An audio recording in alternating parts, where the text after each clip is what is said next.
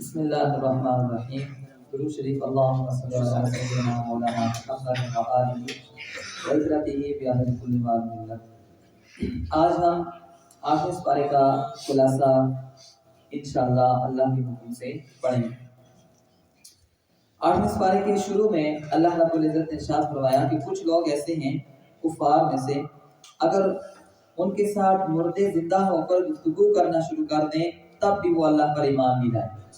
کچھ لوگوں کی اللہ نے خصلت بیان کرنا فرمایا کہ وَلَوْ أَنَّنَا نَزَّلْنَا إِلَيْهِمُ الْمَلَائِكَةَ وَكَلَّمَهُمُ اللَّهُ مَوْتًا وَحَشَرْنَا عَلَيْهِمْ كُلَّ شَيْءٍ قُلًا مَا كَانُوا لِيُؤْمِنُوا إِلَّا أَن يَشَاءَ اللَّهُ وَلَكِنَّ أَكْثَرَهُمْ يَجْهَلُونَ.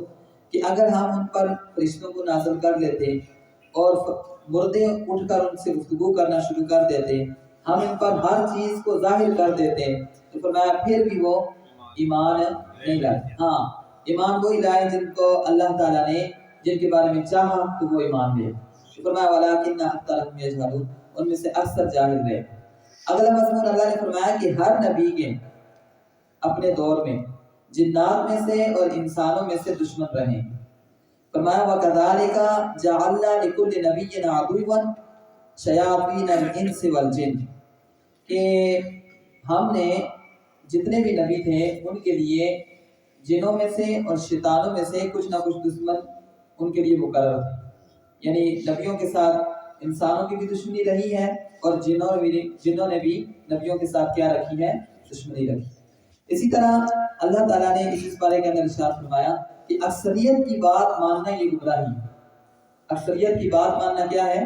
گمراہی. حق جو ہے اکثر قلیل ہوتا ہے، کم ہوتا ہے، اور حق وہی ہے جو قرآن میں. ٹھیک ہے، تو ایک طرف قرآن کی بات آ جائے اور ایک طرف بہت سارے لوگوں کی بات آ جائے تو وہ بات نہیں مانی جائے. پورا زمانہ ایک طرف ہو کے بات کریں اور ایک طرف قرآن و حدیث کی بات ہو تو قرآن و حدیث کی بات حق ہے، اکثریت کی بات جو ہے اس کو ماننا ضروری نہیں ہے. بلکہ اللہ نے فرمایا وَإِن تُطِعْ أَكْثَرَ مَنْ فِي الْأَرْضِ يُضِلُّوكَ عَنْ سَبِيلِ اللَّهِ. فرمایا کہ اگر تم دنیا میں رہنے والے جو اکثر لوگ ہیں ان کی بات ماننا شروع کر دو گے تو وہ تمہیں تمہارے راستے سے بھٹکا دیں، گمراہ کر دیں.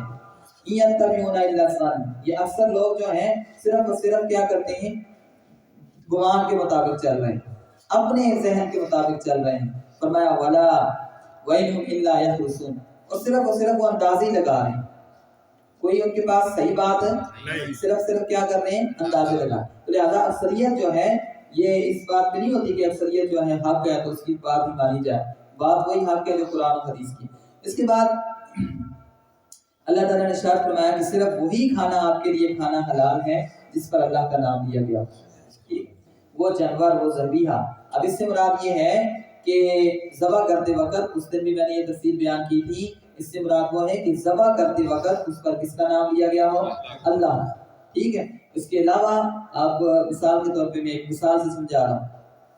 کسی بچے کی آپ شادی کرتے ہیں، مثال کے طور پہ یہ حضرت صاحب یہ کہتے ہیں کہ نام کیا آپ کے بیٹے کا؟ دانش.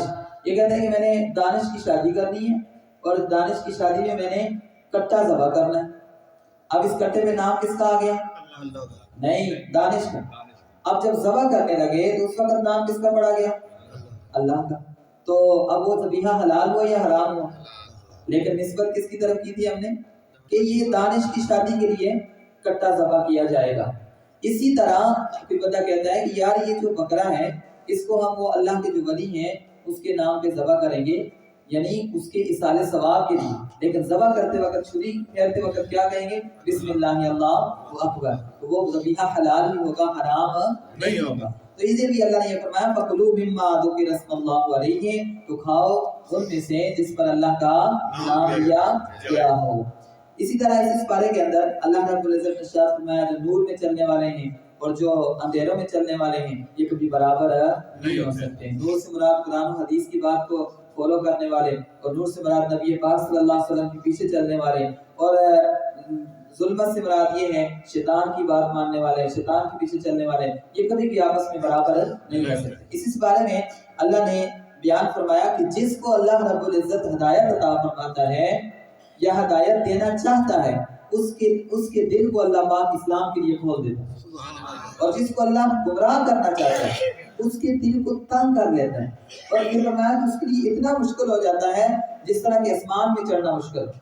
تو فرمایا فَمَن يُرِدِ اللَّهُ أَن يَهْدِيَهُ يَشْرَحْ صَدْرَهُ لِلْإِسْلَامِ، کہ جس کے ساتھ اللہ بھلائی کرنا چاہتا ہے اس کے دل کو اسلام کے لیے کھول دیتا ہے۔ اچھا وَمَن يُرِدْ أَن يُضِلَّهُ يَجْعَلْ صَدْرَهُ ضَيِّقًا حَرَجًا كَأَنَّمَا يَصَّعَّدُ فِي السَّمَاءِ، اور کہتے ہیں کہ جس کو اللہ گمراہ کرنا چاہتا ہے اس کے دل کو تنگ کر دیتا ہے، گویا کہ اس طرح وہ ہو جاتا ہے جس طرح کہ آسمان میں چڑھنا مشکل ہوتا ہے۔ تو جو حق والے لوگ ہوتے ہیں جن کو اللہ نے ہدایت دی ہوتی ہے تو وہ پھر ان کا دل جو ہے ان کے دل کے اندر ہمیشہ صحیح مسئلے اور صحیح باتیں ہی آتی ہیں۔ تو گمراہ لوگ جو ہوتے ہیں پھر ان کی اتنے دن تنگ ہوتے ہیں، قبر پہ اذان نہیں پڑھنا، اتنی تنگی، درود اسلام اذان سے پہلے نہیں پڑھنا، اتنی تنگی، یعنی پھر ان کے ذہنوں میں اس طرح کی باتیں آنا شروع ہو جاتی ہیں، کیوں دل ہی ان کے تنگ ہو چکے ہیں۔ تو جن کے دل کھلے ہوں ان کو اللہ تعالیٰ نے پھر شرح صدر عطا فرمایا، ان کو پتا ہوتا ہے کہ درود اسلام پہلے پڑھو بعد میں پڑھو کوئی حرج نہیں ہے، قبر پہ اذان پڑھو کوئی حرج نہیں ہے، کیونکہ یہ ذکر ہی ہے، یہ بھی درود بھی اللہ کا ذکر ہے اور اس کے بعد اذان بھی اللہ کا ذکر ہے۔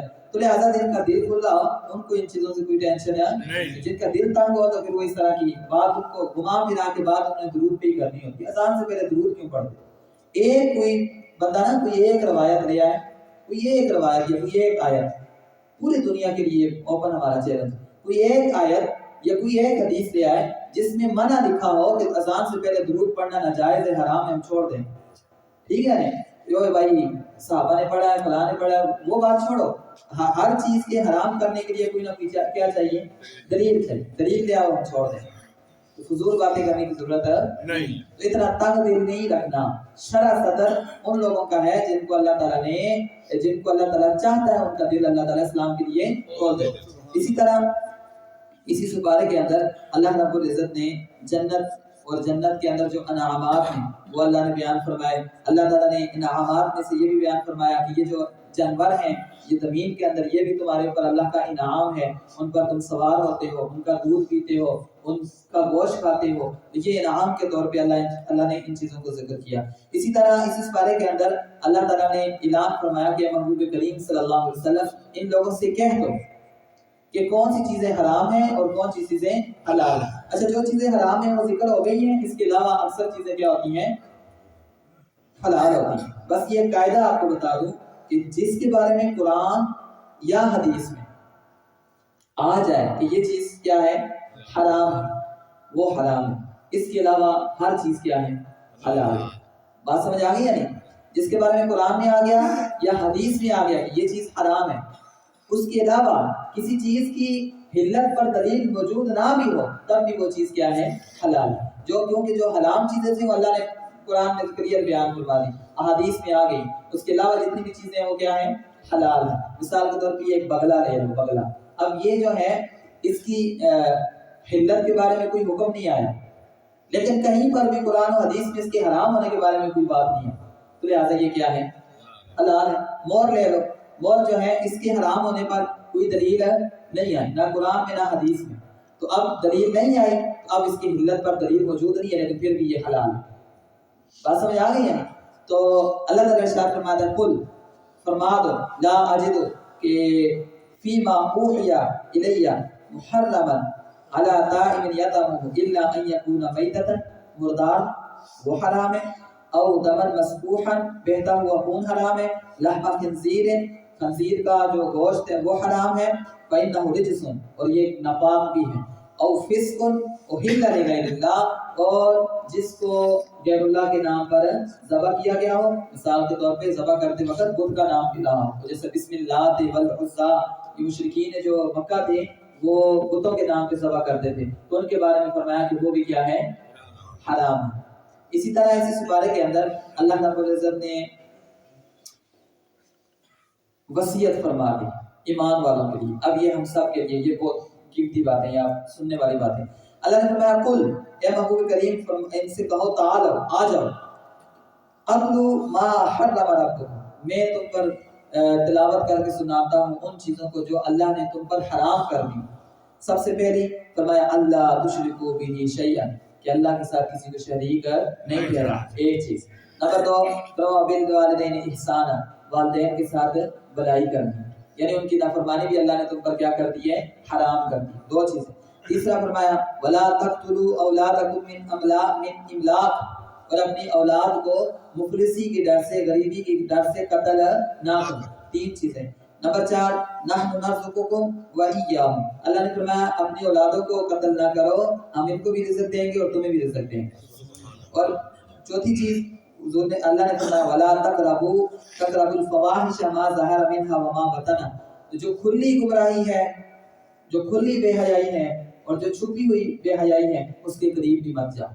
4 چیزیں. نمبر 5 ولا تقتلوا النفس التي حرم الله الا بالحق، اور کسی جان کو ناحق قتل نہ کرو. یہ 5 چیزیں اللہ نے گنوائی کہ یہ تم پر کیا ہے؟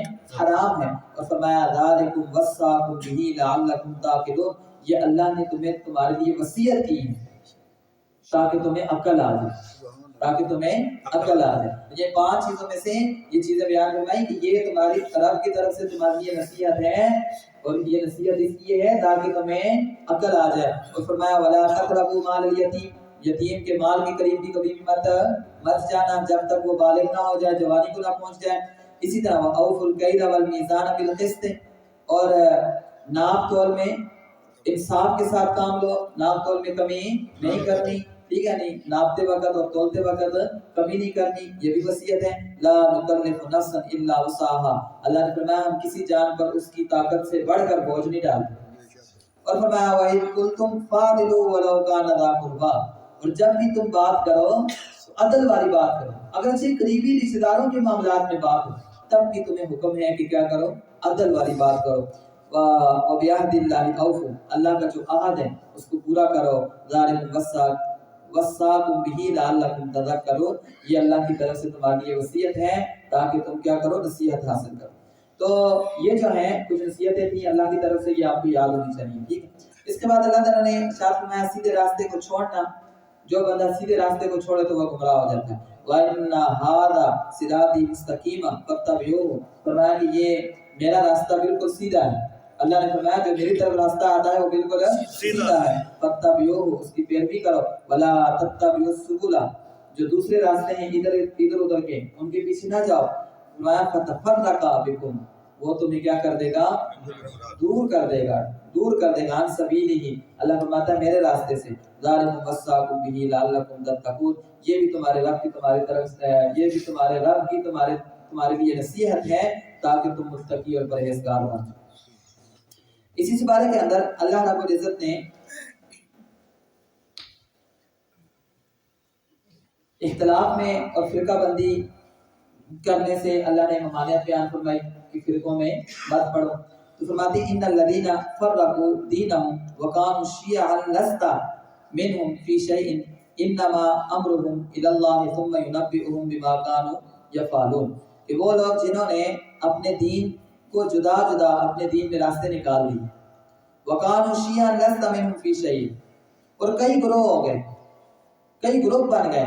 فرمایا لست منهم فی شیء، اے محبوب کریم صلی اللہ علیہ وسلم تمہیں ان سے کوئی تعلق نہیں، تمہارا ان سے کوئی تعلق نہیں ہے. وہ فرمایا کہ انما امرهم الى اللہ ثم ينبئهم بما كانوا يفعلون، اور اللہ ان کا معاملہ اللہ کے حوالے ہے، پھر اللہ ان کو بتائے گا کہ وہ کیا کر رہے ہیں. ٹھیک ہے.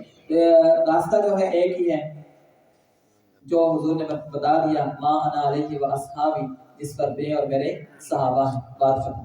جس پر میں اور میرے صحابہ ہیں. اور الحمدللہ سنی اپنا جائزہ لیا کریں کہ سنی وہ لوگ ہیں جو اللہ اور اس کے رسول صلی اللہ علیہ وسلم کے بعد صحابہ کی بات بھی ماننے والے ہیں.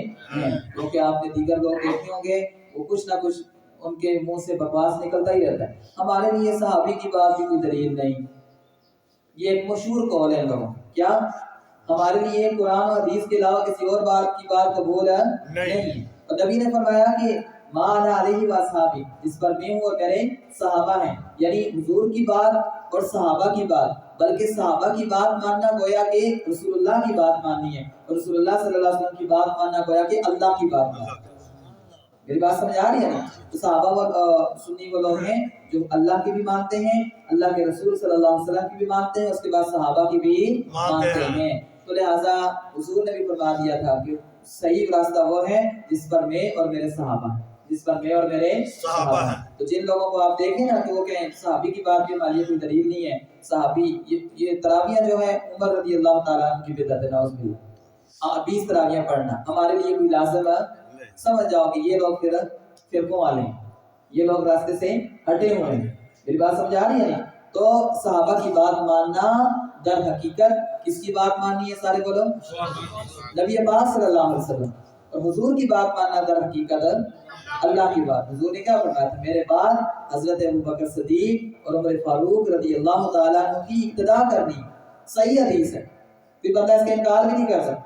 حضور نے فرمایا اصحابی کالنجوم بأیہم اقتدیتم اہتدیتم، میرے صحابہ سب کے سب ستاروں کی طرح ہیں، ان میں سے تم جس کی بھی پیروی کرو گے ہدایت پا جاؤ۔ سبحان اللہ، اس بات ختم۔ تو اس لیے مانا علیہ و اصحابی، اس کا مفہوم ذہن میں ہونا چاہیے کہ صحیح راستہ وہ ہے جس حضور نے فرمایا جس پر میں اور میرے صحابہ ہیں۔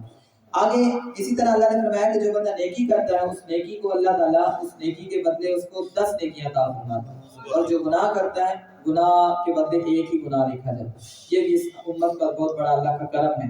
من جاء بالحسنۃ فلہ عشر امثالھا، کہ جو ایک نیکی کرتا ہے اللہ اس کو 10 گنا زیادہ بڑھا چڑھا کر نیکیاں عطا فرماتا ہے۔ ومن جاء بالسیئۃ، اور جو برائی کرتا ہے فلا یجزی الا مثلھا، تو اس کو صرف اور صرف اسی کی مثل بدلہ دیا جاتا ہے، یعنی ایک برائی کا بدلہ ایک ہی برائی۔ اسی طرح مسلمان کی زندگی کیسی ہونی چاہیے؟ اللہ نے فرمایا کہ مسلمان کی زندگی قل ان صلاتی و نسکی، اے محبوب کریم صلی اللہ علیہ وسلم آپ فرما دیں کہ بے شک میری نماز پڑھنا، و نسکی میری قربانی کرنا، و محیایا میرا زندہ رہنا، و مماتی اور میرا دنیا سے تشریف لے جانا، للہ رب العالمین، صرف اور صرف اللہ کی رضا کے لیے۔ مسلمان کا نماز پڑھنا، اس کا زکوٰۃ کرنا، اس کا حج کرنا، اس کا روزہ رکھنا، الغرض جو بھی اس کا نیک کام ہے وہ سب کا سب صرف اور صرف کس کے لیے ہونا چاہیے؟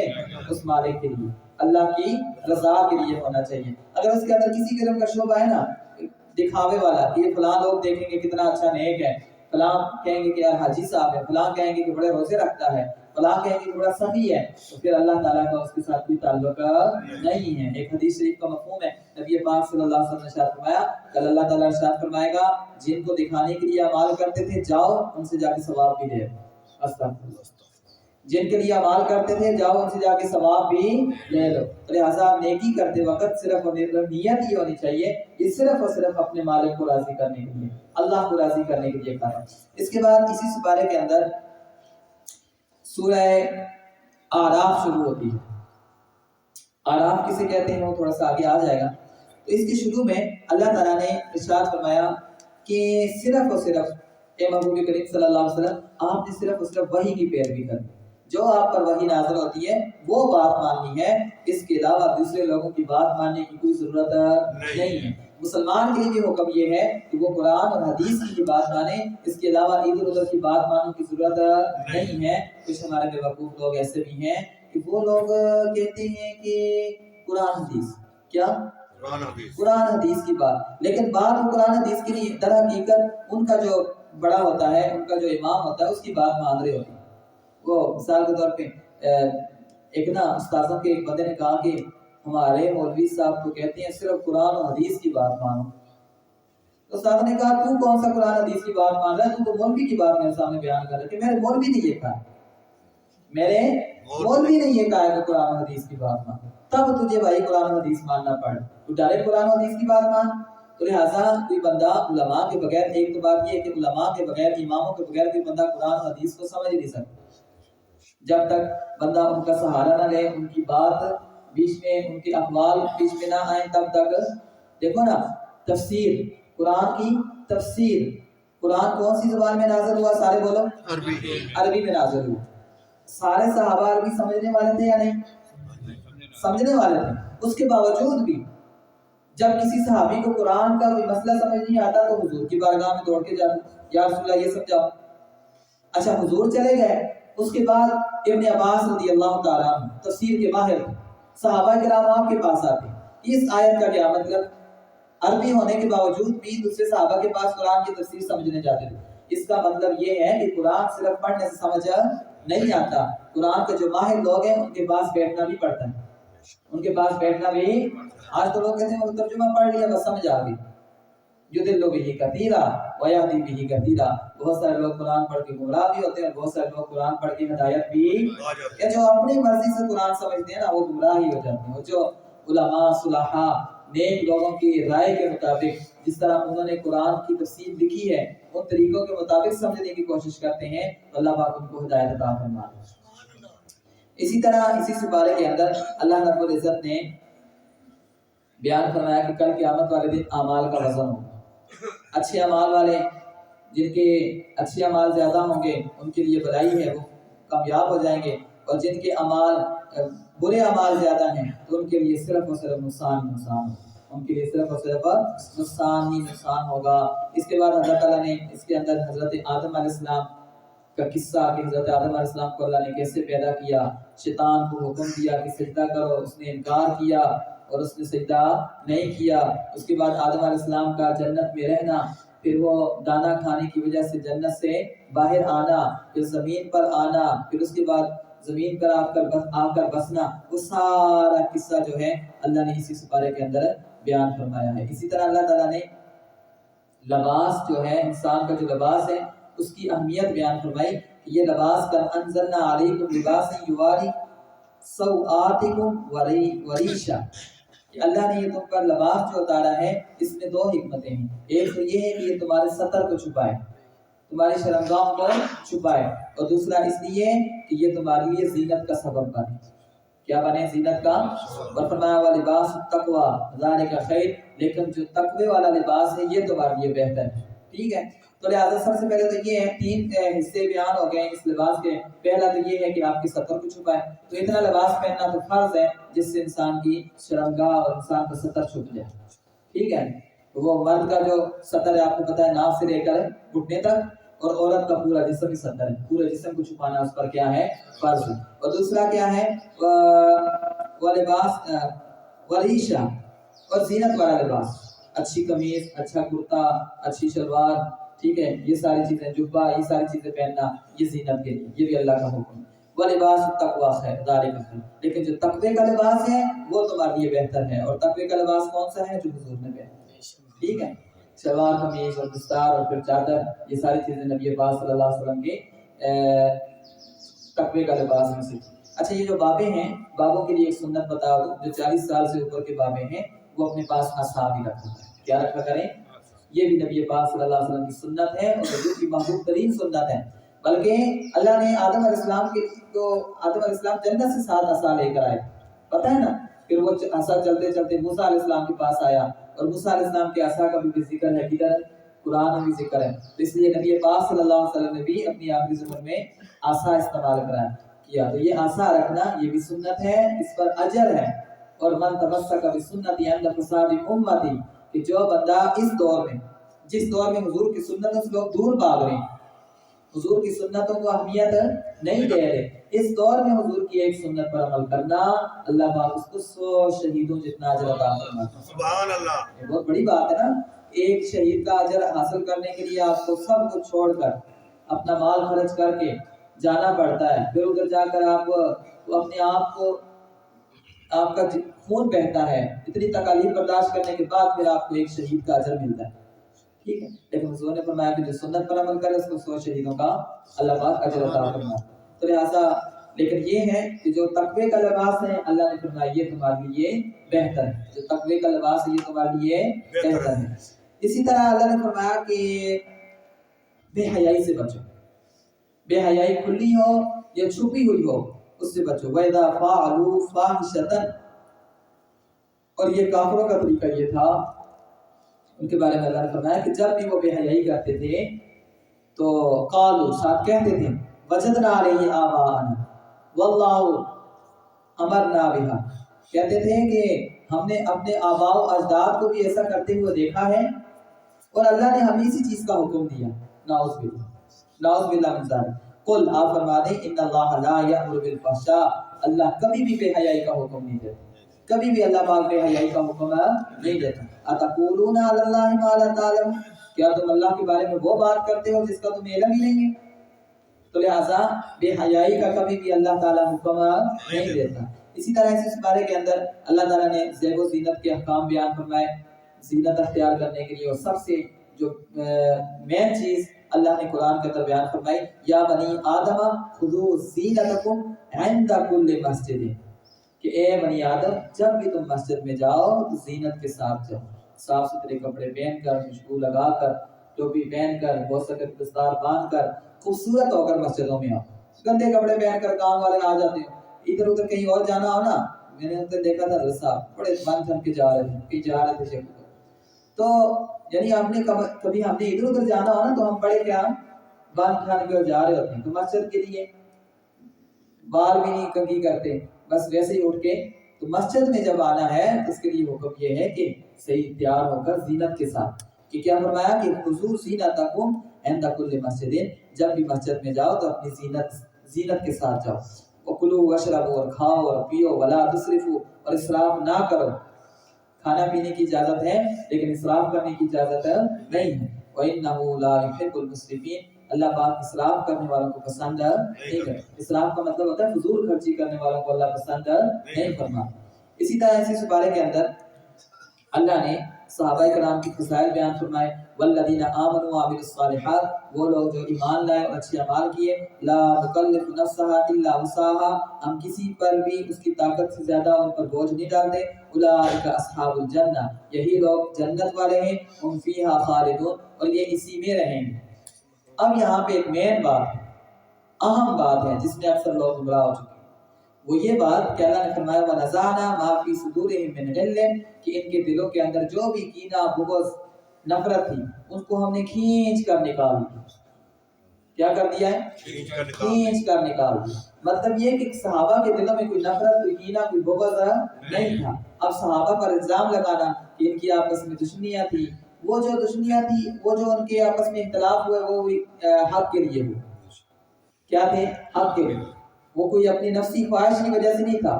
حضرت خاص کر حضرت امیر معاویہ رضی اللہ تعالیٰ عنہ اور مولا علی مرتضیٰ رضی اللہ تعالیٰ عنہ، ان کے درمیان جو اختلاف تھا وہ صرف اور صرف حق، ایک کا مطالبہ تھا ان میں سے حضرت امیر معاویہ رضی اللہ تعالیٰ عنہ کا کہ عثمان رضی اللہ تعالیٰ عنہ کی قاتلین کو قتل کیا جائے، ان سے بدلہ لیا جائے، اور علی مرتضیٰ رضی اللہ تعالیٰ عنہ کا اس وقت یہ تھا کہ آپ فرماتے اگر ابھی میں نے جنگ کی تو بہت سارے بے گناہ مسلمان کیا ہوں گے، شہید ہوں گے۔ بس یہ اس اختلاف کی وجہ سے آپس میں جنگ بھی ہو گئی، بیچ میں شرارتی لوگ، فسادی لوگ گھس گئے، انہوں نے جنگ بھی کروا دی، اور سارے معاملہ۔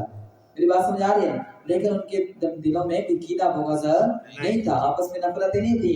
اس کے بعد امام حسن اور امام حسین جو جنتی نوجوانوں کے سردار ہیں، ان دونوں نے بیعت کی تھی کس کے ہاتھ پر؟ حضرت امیر معاویہ رضی اللہ تعالیٰ عنہ کے ہاتھ پر۔ کیا ان کو پتہ نہیں تھا کہ یار لوگ یہاں پہ الزام بھی لگاتے ہیں نا کہ امیر معاویہ رضی اللہ تعالیٰ عنہ جو ہیں ممبروں پر حضرت مولا علی رضی اللہ تعالیٰ عنہ کو نعوذ باللہ گالیاں دلواتے ہیں، یہ بالکل غلط بات۔ کوئی ایک بندہ لے آئے کسی کتاب میں جس کے اندر لکھی ہو کہ فلاں گالی جو انہوں نے دی، گالیاں شالیاں کوئی نہیں تھی، یہ بالکل غلط ہے، یہ بدمذہبوں نے اپنے سے یہ باتیں گڑھی ہوئی۔ ہاں اتنا ضرور تھا کہ ممبر پہ کھڑے ہو کر جو وقتی نزاع اور اختلاف تھا وہ بیان کیا جاتا تھا کہ ہمارا ان سے اختلاف اس وجہ سے، وہ ممبر پہ کھڑا ہو کے بیان کیا جاتا تھا۔ اب اس اختلاف کو لوگوں نے گالیوں کا نام دے دیا، تو لہٰذا ایسا نہیں ہے۔ آج بھی ہمارے آپس میں کتنے اختلاف ہو جاتے ہیں، جب کچھ لوگ آپس میں رہتے ہیں کسی جگہ پر تو ان کے اختلافات ضرور ہوتے ہیں، کیونکہ لوگوں کی سوچیں الگ ہیں، رائے مختلف ہیں، اور یہ اختلاف ہونا یہ اسی بات کی دلیل ہے کہ جو حق پر ہے، ٹھیک ہے نہیں؟ تو لہٰذا اور اللہ نے فرما دیا وَنَزَعْنَا مَا فِي صُدُورِهِم مِّنْ غِلٍّ، کہ اللہ نے ان کے دلوں کے اندر سے کینہ، بغض، یہ ساری چیزیں کھینچ کر نکال دی۔ اب تیری بات مانے یا اللہ کی بات مانے، بس تم خود دیکھ۔ اللہ کی بات یہ ہے کہ اس کے ان کے دلوں کے اندر کوئی بغض، کوئی کینہ نہیں تھا۔ اب تمہاری بات جو ہے وہ تم جانو اور تمہارا کام جانو۔ اسی طرح اس بارے کے اندر اللہ نے بیان فرمایا آراف۔ اچھا آراف کسے کہتے ہیں؟ جنت اور جہنم کے درمیان میں ایک پردہ ہے، ایک دیوار سی ہے، اس جگہ کو بولتے ہیں آراف۔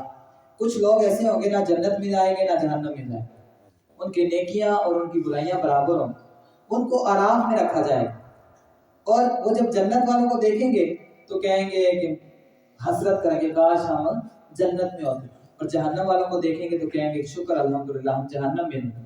تو ان کے بارے میں اللہ نے فرمایا وَبَيْنَهُمَا حِجَابٌ، کہ ان کے درمیان ایک پردہ ہوگا، وَعَلَى الْأَعْرَافِ رِجَالٌ يَعْرِفُونَ، کہ آراف پر بھی کچھ مرد ہوں گے جو ان کی پیشانیوں سے پہچانے جائیں گے. وَنَادُوا أَصْحَابَ الْجَنَّةِ أَنَّ سَلَامٌ عَلَيْكُمْ. جنت والوں کو کہو کہ تم پر سلامتی ہو. جنت والوں کو کہیں گے تم پر سلامتی ہو. لَمْ يَدْخُلُوهَا وَهُمْ يَطْمَعُونَ.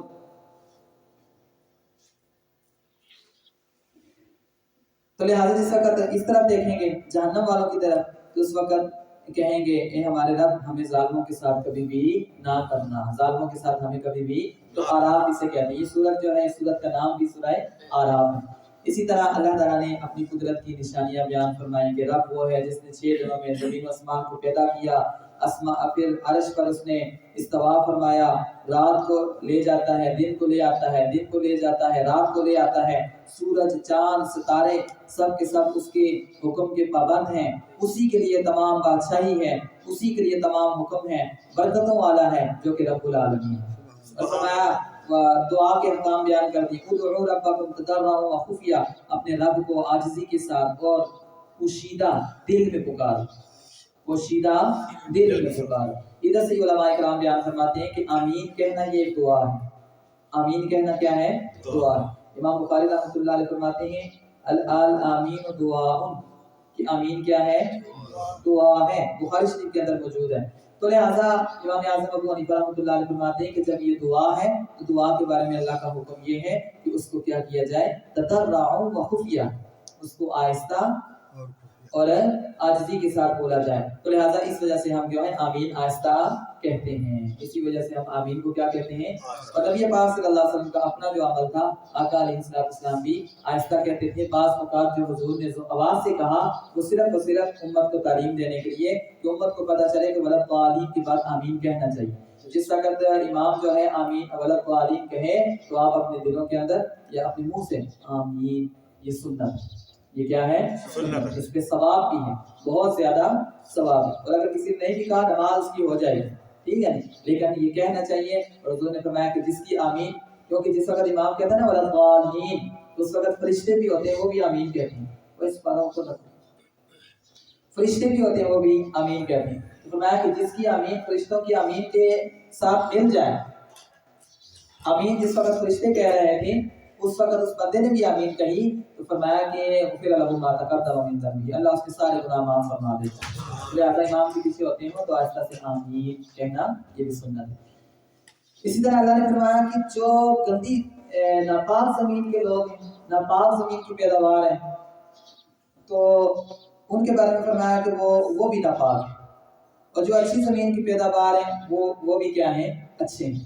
ٹھیک ہے. یہ مثال دی ہے اس کے اندر کے جو اچھی زمین ہے اس کا سبزہ بھی اچھا ہوتا ہے اور جو خراب زمین ہے اس کا سبزہ بھی خراب ہوتا ہے. اسی طرح حضرت نوح علیہ السلام، قوم عاد، قوم ثمود، قوم لوط، حضرت شعیب علیہ السلام، ان تمام کا جو ہے ذکر بھی اس پارے کے اندر ہے کہ انہوں نے اللہ نے ان کو اپنی طرف سے نبی بنا کر بھیجا. ان کی قوموں نے ان کو کیا کیا؟ جھٹلایا. ان کو کیا کیا؟ جھٹلایا. تو اللہ تعالیٰ نے ان پر عذاب نازل فرمایا. وہ ساری چیزیں جو ہیں نوح علیہ السلام کی جو قوم ہے وہ تکبر کی وجہ سے اور اپنی سرکشی کی وجہ سے، اور ساتھ ساتھ وہ نعوذ باللہ حضرت نوح علیہ السلام کو بے وقوف کہتی تھی. ٹھیک ہے. وہ پھر آپ کو پتہ ہے کہ طوفان کے اندر غرق ہوئی. قوم عاد جو ہے اللہ نے ان کو بڑی بڑی جسم، بڑی بڑی باڑیاں دی تھیں اور وہ کیا نام ہے اس کا، پہاڑ کھود کر اپنے گھر بناتے تھے. اور دعویٰ ان کا یہ تھا کہ ہم اتنے طاقتور ہیں ہمارے گھروں کو اور ہمیں کوئی بھی کچھ نہیں کہہ سکتا. اور اللہ تعالیٰ نے ایسی ہوا بھیجی، فرماتے ہیں کہ ایسی ہوا آئی کہ ہوا نے یہاں سے پٹکا تو وہاں پہ پھینک، وہاں سے پٹکا تو وہاں پہ پھینک. بڑے بڑے جسم تھے نا، وہ تھا ان کو اپنے اوپر تکبر. تو اس وجہ سے قوم سمود کا بھی یہی ہے. قوم لوط جو ہے یہ برا عمل کرتی تھی، یہ جس کو بولتے ہیں لڑکا بازی، تو یہ عمل تھا ان کے اندر اور یہ بہت برا عمل ہے. کہ روئی زمین پہ سب سے برا عمل ہے یہی ہے. نبی پاک صلی اللہ علیہ وسلم حضرت مولا علی رضی اللہ تعالیٰ عنہ حکم دیا کہ جو بندہ دیکھے ایسے کسی کو کرتے ہوئے تو دونوں کو جلا دیں، دونوں کو آگ میں جلا دیں. اور فطرت کے خلاف ہے. کبیرہ گناہوں میں سے ایک گناہ یہ بھی ہے کیا؟ لڑکوں کی طرف جانا، عورتوں کو چھوڑ کر یہ لڑکوں کی طرف جانا. اس کو لواطت کہتے ہیں. کیا کہتے ہیں؟ لواطت. اور فرماتے ہیں کہ جو یہ عمل کرتا ہے، نبی پاک صلی اللہ علیہ وسلم نے ارشاد فرمایا کہ اس کو تم نہ دفناؤ تو دفنانے کے بعد قبر کھود کے دیکھ لو تو اللہ تعالیٰ نے اس کو منتقل کر دیا ہوتا ہے قوم لوط کے ساتھ، یعنی اسی وقت اس کی باڈی وہاں سے اٹھا کے قوم لوط میں شامل کر دی جاتی ہے۔ لہٰذا یہ برا عمل ہے۔ تو یہ جو قوم لوط تھی، اور اس کو ہلاک بھی کیسے کیا، ان کا کام بھی برا تھا تو ان کو اللہ نے ہلاک بھی ایسے کیا کہ ان کے اوپر پہلے تو اللہ نے ایک فرشتے کو حکم دیا، فرشتے نے زمین اٹھائی آسمان تک لے گئی، الٹا کر کے کیا نام ہے نیچے پھینکا، اور اوپر سے پھر پتھروں کی بارش، یعنی یہ اتنا برا عمل ہے، اس سے بھی دور رہا جائے۔ اور قوم لوط جو ہے اسی وجہ سے ہلاک ہوئی۔ اسی طرح حضرت شعیب علیہ السلام کی قوم جو ہے وہ ناپ تول میں کمی کرتی تھی، ناپ تول میں کمی کرتی تھی، تو تولتے وقت اور بیچتے وقت ان کا اندر فراڈ ہوتا تھا، اس وجہ سے اللہ تعالیٰ نے ان پر ایک چینخ آئی جس کی وجہ سے وہ، اور ایک یہ ہے کہ ان کے اوپر ایک بادل آیا کالا سا، وہ اس نے ان کو کیا کیا، ہلاک کیا۔ تو لہٰذا یہ ناپ تول میں کمی کرنا یہ بھی کبیرہ گناہوں میں سے ایک گناہ ہے۔ خاص کر ملاوٹ بھی اسی میں آتی ہے، اچھی اور بری چیز کو ملا کر بیچنا۔